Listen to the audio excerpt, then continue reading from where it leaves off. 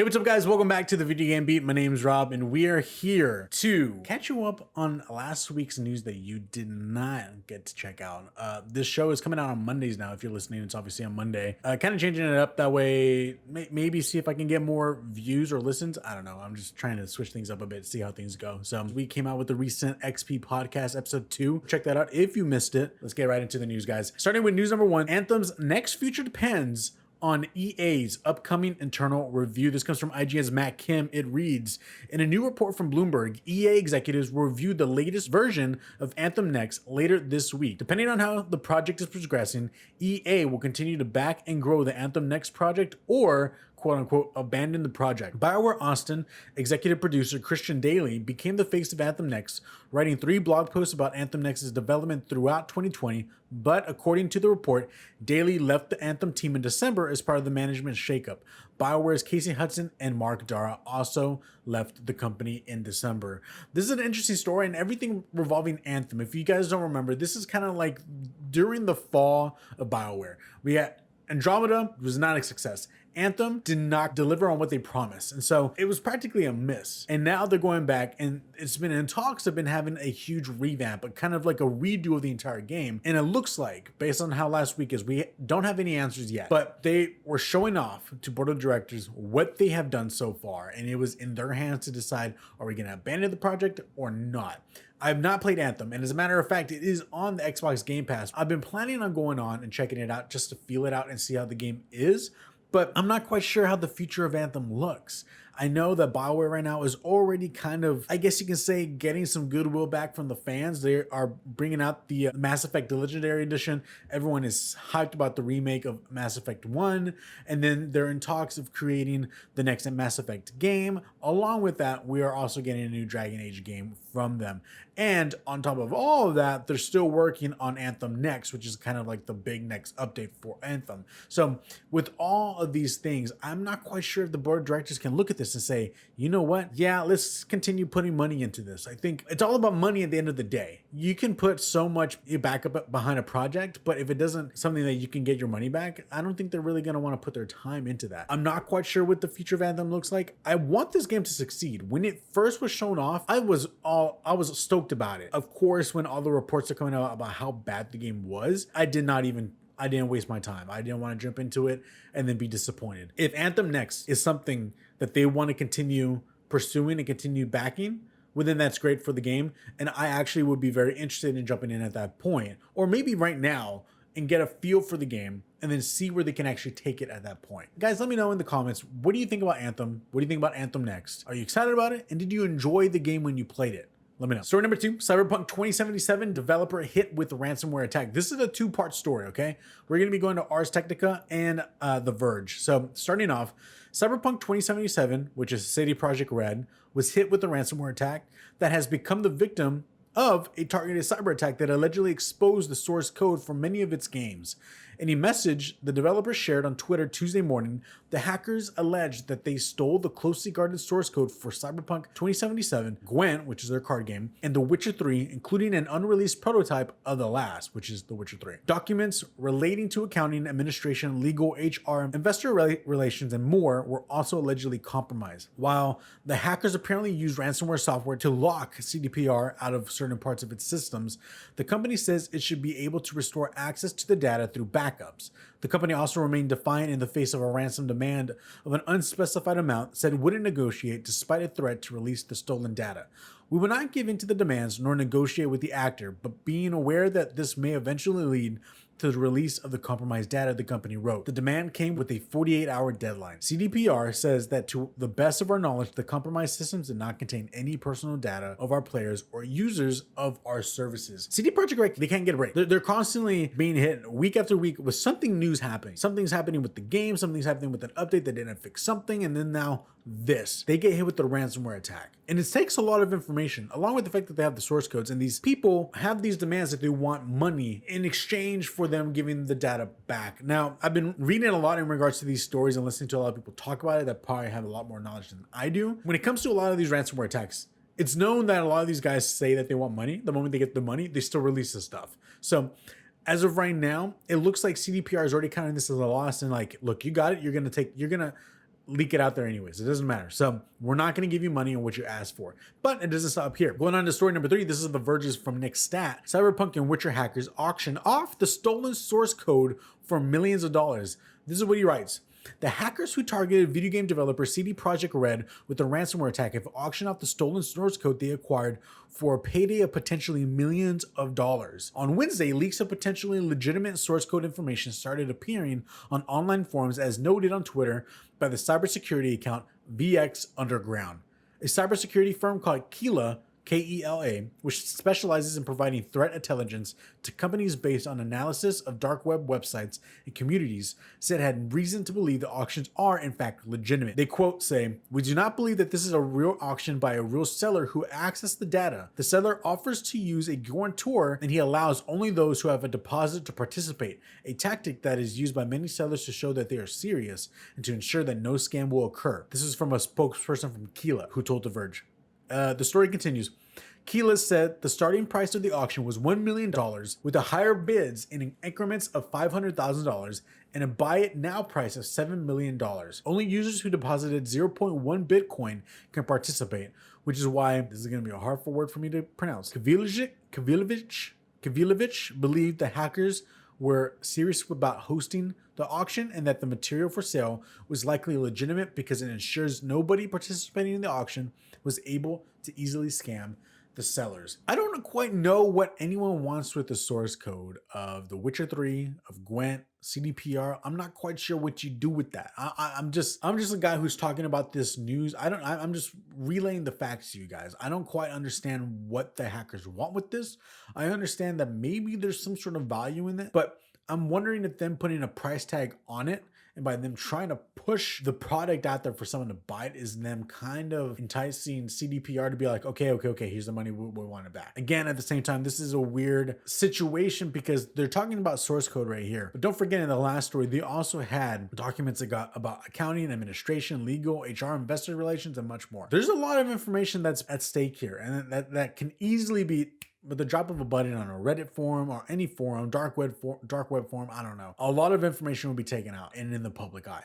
That, you don't necessarily want this out there. It's not that you want to hide it, but these are private pieces of information. So we'll keep an eye on this, see what's going on about these auctions and see if they're able to get stopped and what else is going on with Cyberpunk. Because, man, I try my best on this show to not talk about Cyberpunk or CDPR all that much when it comes to reoccurring occurrences of just glitches or, something going on with the game because it gets a little tiresome. It just seems like something new comes out from a different point of interest within the company. So again, like I said, keep an eye on it, see how things are going. Story number 4, Ubisoft moving away from reliance on AAA releases. This comes from IGN's Rebecca Valentine. She says, in an earnings call today, following the company's Q3 financial results, the publisher said that its plans for fiscal 2022, that's the period from April 2021 through March 2022, included 3 AAA games releases, but that in the future, Ubisoft didn't want AAA games to be the focus of its business model. This is a very interesting thought to think of. We got a quote from the CFO, but real quick. Ubisoft known for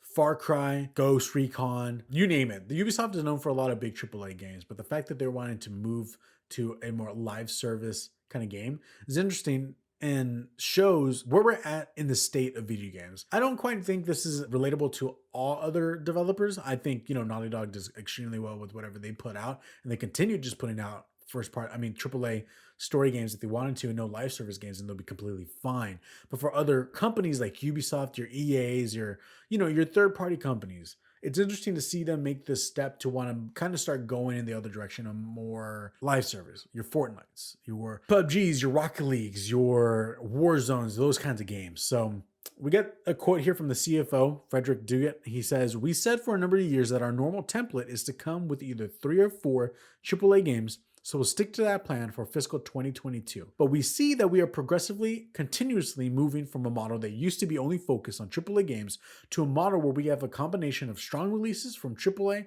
and strong back catalog dynamics, but also complementing our program of new releases with free-to-play and other premium experiences." As of right now, their model is going to continue to their fiscal 2022. March 2022 is where these are going to continue. As of right now, I know that we have Far Cry coming out. They're also supposedly working on that Beyond Good and Evil game as well. And I don't think that's live service, but I don't think we're going to see that March 2022, maybe 23. But as of now, things are going to stay the same. Just keep an eye out when we get into the fall of this year, maybe summertime of this year, and see what's to come in the future, because that is really going to be telling as to what kind of games are coming from them. I know E3 is not going to happen, and I know Summer Games Fest is a thing that's going on. Whether that means that we're going to get cut out blocks in particular for all these different developers is something that we're going to have to wait and see. But with that being said, we'll see on what kind of lineup Ubisoft has. I think summer of this year is way too early. We might hear some things in the fall, but again, keep an eye out, see what kind of games they're coming out with. Does this affect their Assassin's Creed? Does this affect their Far Cry from now on? Does this affect, all their other games that they're known for? Story number 5. Epic shows off Unreal's nearly real MetaHuman 3D character creator. This comes from TechCrunch, Devin Coldway. He writes, MetaHuman Creator is an application for designing characters that lets people mix and match presets, then dive into the tiniest details. It's a cloud-hosted service, since the amount of computing power and storage needed to render these characters at this resolution and level of lighting and so on is more than most people have on hand. This level of detail isn't exactly unprecedented, but the amount of work that goes into rendering a main character good enough for extreme close-ups and micro expressions is huge. Epic's approach is not just to increase the potential quality of the assets and lighting and so on, but to make it easy and efficient to implement. MetaHuman Creator isn't quite ready for use by just anyone, but Epic is running an early access program you can sign up for, and they provided a pair of models for you to play with in your existing Unreal Engine environment in the meantime. This is kind of groundbreaking stuff. A character creator, we all know what that is. If you played a Dark Souls game, you know what that is. Go create your own character, whatever. What they're showing off here is a tech that is on a whole nother level. When I'm looking at it and noticing that it's a cloud-based service, blows my mind. Especially the fact that they're going the route of going cloud-based, so that way more people have access to utilize these kind of assets. It's a little creepy, not gonna lie, because you see it and you're like, that looks real. But not only that, there's a video that they have, and I think they've released like 3 videos. One that's kind of like a trailer overall. Another one that's kind of showing the basics and the background and then the backbone of the whole service. And then another one that I saw that was showing the actual characters being created. And it's interesting, especially the fact that one, I can use my phone, hook it up to the cloud-based service. Again, that's probably a little bit more complicated than that, but I'm simplifying it. And then through your face, lining up certain points of your face to match up with that on the character creator. Start using your face to make, emoting, start emoting and start doing your thing. You're right there and then doing face capture through MetaHuman. It's unbelievable. And the program itself is really, really cool. The characters look realistic. The power that is behind it is realistic, hence the reason why it's cloud hosted service.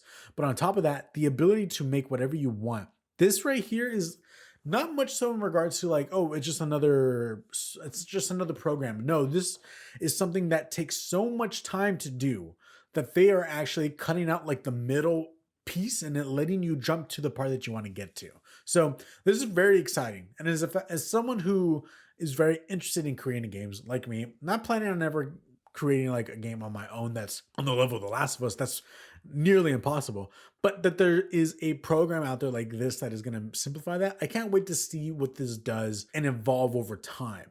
The reason why I say that is because if everyone, let's just say all developers jump on and start using MetaHuman, well, the thing with that is this: we're going to start losing a sense of style, so to speak, because everyone's going to kind of be looking the same. If you want to go the route of realistic, then everything's going to start realistic and you're going to start losing style.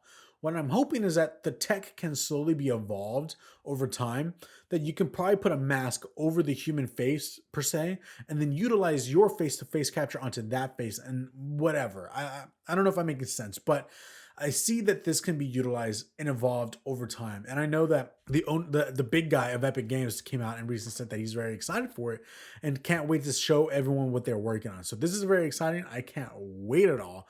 It's really, really dope. So go check it out. Story number 6. This is a very, very exciting one to me. HBO's adaptation of The Last of Us finds their Joel and Ellie. This was blowing up all over the place when it first came out. And so this is not necessarily a story, but I just grabbed who the people are. So we have our Ellie, and that is going to be Bella Ramsey, known for her breakout role as Lyanna Mormont in HBO's Game of Thrones. And then we have Pedro Pascal, recently known for his role as the Mandalorian, has been cast as Joel. This is so exciting to me because To those who know, The Last of Us is one of my favorite games of all time. And The Last of Us 2, though it was controversial, not many people liked it. It was mixed. I'm not saying a lot of people. It was kind of like 50-50, 60-40. But I loved The Last of Us 2. And the fact that when the moment that they announced an HBO series, I was like, this is it. It was not going to work out as a movie. If it was going to be a movie, I was going to be a little disappointed, because it's hard to make a game into a movie. There's so much that goes on within like a 10-hour experience. How do you fit that into a 2.5 hour experience? It's difficult. So the casting as Pedro Pascal for Joel is pretty spot on. I'm not going to lie. It is really, really good. And I know that there was early talks about Mahershala Ali as the role of Joel. Maybe that's true. Those were just rumors. I kind of was very on board with that, just so that way it would be different. And Mahershala Ali is an amazing actor. So I was kind of on board with that. And in my mind, for some reason, I was kind of convinced that was happening, just because a lot of people were talking about it. But Pedro Pascal, just as good. And Bella Ramsey, I'm not quite familiar with her role in Game of Thrones. I never watched Game of Thrones. Looking at her right off the bat, she looks like she can play the role as Ellie, no problem. And she is playing she's young. She's ready to play young Ellie, like in the first Last of Us. And I'm pretty sure what they're doing is allowing this for her to grow. That's grow and Joel put together. To grow in the role. So I'm really excited. Can't wait. Everyone was talking good stuff about Bella Ramsey and her role in Game of Thrones. Everyone said that it was unbelievable. So I'm going to just trust what everyone has to say. And I'm really excited for HBO and the fact that they have The Last of Us. I know for a fact Neil Druckmann will not let this fail. I know for a fact he is putting his all to make sure that this is good. So really excited. You guys let me know in the comments. Are you excited for The Last of Us TV show as well? Story number 7. This is a long one, so stick with me, guys. One of the most controversial video games of the 2000s is being released. That is 6 Days in Fallujah. This comes from Polygon's Charlie Hall. This is what he writes. 6 Days in Fallujah is the controversial shooter set during the Iraq War, is finally coming out nearly 12 years after it was first announced. According to a news release from the game's publisher, the tactical game will be based on true stories gathered from the members of the military as well as Iraqi civilians who lived through the Second Battle of Fallujah in 2004. Developing the title is Highwire Games, a company created by Jamie Grimsmere, game designer for the Halo and Infamous franchises. 6 Days in Fallujah was originally announced in 2009. At the time, it was in development as a third-person shooter at Atomic Games for PlayStation 3, Xbox 360, and Windows PC, and Konami planned to publish it. Shortly after the game's original announcement, however, multiple groups came forward to criticize the concept of the game. The backlash, which made the rounds of international media, eventually led to publisher Konami dropping out. This is a quote from the Konami spokesperson. They said, after seeing the reaction to the video game in the United States and hearing opinions sent through phone calls and emails, we decided several days ago not to sell it. And this was Konami at the time of when they decided to drop the game. Sometimes the only way to understand what's true is to experience reality for yourself, said former Marine Sergeant Eddie Garcia, who was quoted in Thursday's news release. Garcia originally proposed the idea of 6 Days in Fallujah in 2005. Not only did he participate in the battle, but was wounded during the fighting. War is filled with uncertainty and tough choices that can't be understood by watching someone on a TV or movie screen make these choices for you. Garcia continued, video games can help all of us understand real-world events in ways other media can't. In a nod to 6 Days in Fallujah past controversies, developers issued the following statement in addition to their news release. And that was what the previous statement was right there before. This is interesting. One, the fact that we're getting a game that was originally announced in 2009 for the PS3 and the Xbox 360 is coming out now in 2021. It's strange. The fact that it's coming out now, it's kind of like we're seeing a lot of people's reactions on social media. It's been like, really? Now? Why is this just popping up out of now? It's coming out of nowhere. I think the one thing with this game is this. At the time, it was a very hot topic to talk about just because of the fact that it was something that was still going on at that time. And the criticism came from the idea of making light of a situation that was so horrific by making it a video game. There's an argument that likes to be said that, when you're watching a movie is different because you're just watching it. And when you're playing a video game, it's different because you are actually in the act of doing it. So are you going to be playing this game killing Iraqis or things like that. That's the problem. So the way that they're going about with this game, there's supposedly going to be news, actual news headline or news footage being shown, actual like a documentary style kind of one-on-one interviews with people from both sides of the fight. And we don't quite understand what the gameplay is exactly. Who are you fighting? Like, obviously, if you're American, you're fighting against the Iraqis. But other than that, like, how are they going to justify this and make this something that's actually worth playing? That's the thing. I'm not quite concerned. I mean, we got games like Spec Ops that dealt with such a very heavy topic inside of it, and they delivered. Well, delivered to an extent. Those who played it loved it. That game didn't get enough attention that it deserved. But with 6 Days of Fallujah, if they're able to tell a story that is worth telling and is only able to be experienced through a game, well, then I think they've done it. But if you start playing the game and you're like, man, this could have been a documentary or a movie, then we have a problem here.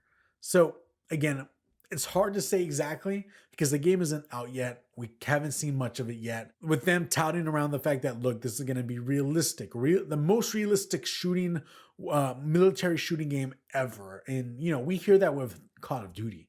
But I don't know. We'll keep an eye out. See how this is going. I'm not quite sure. I never really...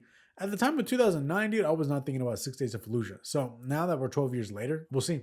We'll see what happens. And story number 8. This is the last story of the day. Ratchet and Clank Rift Apart arrives on PS5 on June 11th. This comes straight from PlayStation Blog's Marcus Smith, the creative director at Insomniac Games. He writes, all of us at Insomniac Games say thank you for your support of Ratchet and Clank across the last 19 years and 4 generations of PlayStation consoles. It's been an incredible journey so far, and we're excited to share the next chapter with you. How soon? We have been working hard to ensure that Ratchet & Clank Rift Apart is a showpiece game and exclusive for your PlayStation 5 console. We're thrilled to confirm that the game will launch on June 11th, 2021. Thank God we finally have a release date to the first party PlayStation game for this year. We never knew exactly when it was coming out. Like, it was, said that it was going to be in the first quarter of 2021. This is not necessarily first quarter. This is second quarter, and this is halfway through the year. But I don't care. We're there, okay? But this also raises a couple of other questions. I'll get there in a little bit. Let me finish the article. So the pre-orders are up now. So go get your pre-order. And if you get it, you can get a classic throwback armor from Ratchet and Clank Going Commando, the Carbonox armor. Also, with speculation as to the mysterious Lombax that was revealed, this is what Marcus Smith has to say. He writes, and yes, we know you were asking for the new Lombax's name, and it's not fair that we put her in the art and aren't telling you yet. Hang in there. You'll be feeling Rosie soon. A lot of people have been speculating is her name Rosie. I heard some people say her name is Rivet. I didn't exactly know how they got that from there. Playing off of the fact that Ratchet is a tool, and then Rivet is also a tool. I'm not quite sure. I don't know. But I don't know why they're keeping her name secret. I don't quite understand that. I've been seeing, as I've been making some, deep dives into Reddit and other columns, people are speculating that maybe the female Lombax is Ratchet, but a female Ratchet from a different universe. Hence the reason why they're being very coy and very secretive about her name. I just don't understand. If her name is like Rivet, just say it. I don't know why you're trying to keep that a secret. What's there to hide? Or if her name was Rosie, I just don't understand it. That's not a spoiler in any kind of way. I feel like there's something bigger about this character, and the idea of it being actually Ratchet, but in a split different dimension, is an interesting idea, and it's pretty dope. Now, I want to talk about something real fast regarding this June 11th release. I'm excited. I can't wait. God knows I'm going to be jumping on and playing this game. I finished Ratchet and Clank, the 2016 game. Loved it. It was so good. And I'm excited to jump onto this one because the potential of it, one, being an actual just PS5 game. This game is not coming out on PS4 like Miles Morales. This is just PS5, which means that this game is being made to fully utilize the console itself. The only thing is this, June 11th. As of right now, last year, we had word that we were going to get Ratchet and Clank, Rift Apart, Horizon 2 Forbidden West, and then God of War Ragnarok. I don't think God of War Ragnarok's happening at all anymore. But I think what this does do is give us an idea as to when we might see Horizon 2, which obviously means in the fall. I think last year, let's say in December or November, we all speculated that it was going to be Ratchet in the first quarter of 2021, maybe February, March. It was going to be Horizon mid-year in the summer, and then it was going to be God of War in the fall. With Ratchet coming out on June 11th, that only means Horizon's coming out in the fall, and we're going to get God of War pushed to 2022. So we'll see. But anyways, guys, that's the end of the show. Thanks for watching. Thanks for listening. If you like that, hit the thumbs up button. And on the podcast service that you're using, if you can rate the show, go ahead and rate it. So that way people can find it that much easier. Stay tuned, guys. We have some more videos coming out soon. If you guys follow me on TikTok, go right over there. Follow on TikTok. I've been putting a little bit of like 1 minute reviews on video games over there. The first one's up. The medium is on there. And I'm actually starting to work on the next one, which is Little Nightmares 2. Along with that, if you want to keep up to date with everything regarding Ambitious Casual, when we get a new video, when a new podcast is released, or when we go live on twitch.tv/Ambitious Casual, well, hit us up at Twitter @Ambitious Casual. Simple. Go over there, follow us. You can keep up to date everything regarding Ambitious Casual. Until next time, y'all keep enjoying those games. You have a good one.